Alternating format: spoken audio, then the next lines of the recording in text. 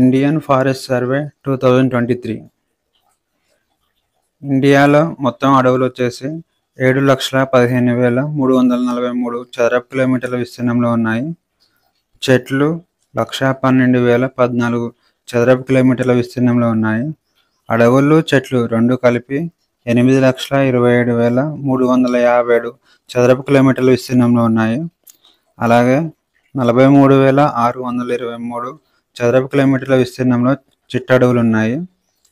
అటవీతర భూమి వచ్చేసి 24,16,489 చదరపు కిలోమీటర్ల విస్తీర్ణంలో ఉన్నాయి.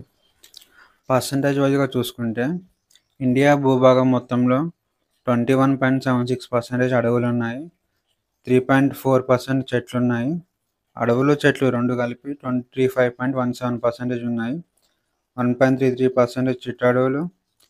అటవీతర భూమి వచ్చేసి 73.5% ఉన్నాయి. అధిక అటవీ విస్తీర్ణం గల రాష్ట్రాలు: మధ్యప్రదేశ్ 78,572 చదరపు కిలోమీటర్ల విస్తీర్ణంలో ఉన్నాయి. అరుణాచల్ ప్రదేశ్ 67,083, మహారాష్ట్ర 65,383 చదరపు కిలోమీటర్ల విస్తీర్ణంలో ఉన్నాయి. అటవీ శాతం ఎక్కువ ఉన్న రాష్ట్రాలు మరియు కేంద్రపాలిత ప్రాంతాలు: లక్షద్వీప్ 91.33% అటవీ ఉంది. మిజోరం 85.34%, అండమాన్ నికోబార్ 81.62%.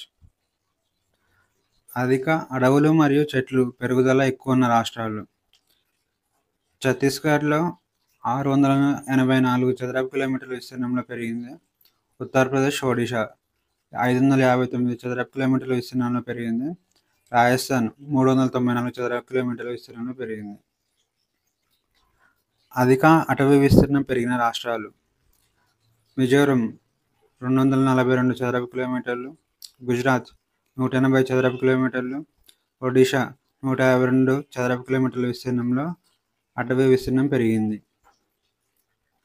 ఈ సర్వేలో మొత్తం 19 రాష్ట్రాలు, కేంద్రపాలిత ప్రాంతాల్లో అడవుల శాతం 33% కంటే ఎక్కువగా ఉన్నాయి. ఎలక్ట్రానిక్ నెగోషియబుల్ వేర్హౌస్ రిసిప్ట్స్ కోసం క్రెడిట్ గ్యారంటీ స్కీమ్ ద్వారా 1,000 కోట్లు కేటాయించారు. ఈ కార్యక్రమం ద్వారా తక్కువ వడ్డీకి రైతులకు రుణాలు ఇస్తుంది.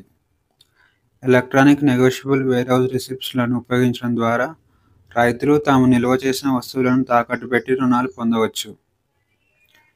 వ్యవసాయ అవసరాల కోసం 75 లక్షలు మరియు రైతు ఉత్పత్తిదారుల సంస్థలకు 2 కోట్ల వరకు రుణాలు అందిస్తుంది.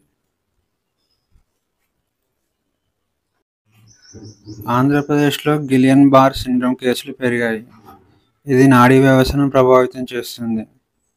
గిలియన్ బార్ సిండ్రోమ్ వలన కండరాల బలహీనత మరియు పక్షవాతం వచ్చే అవకాశాలు ఉన్నాయి. ఈ వ్యాధి సోకిన తర్వాత 6 నెలల నుంచి సంవత్సరంలోపు పక్షవాతానికి దారితీస్తుంది. గిలియన్ బార్ సిండ్రోమ్కి ఖచ్చితమైన కారణం ఇంకా తెలియదు. అయితే ఇది తరచుగా బ్యాక్టీరియల్ ఇన్ఫెక్షన్ ద్వారా వస్తుంది.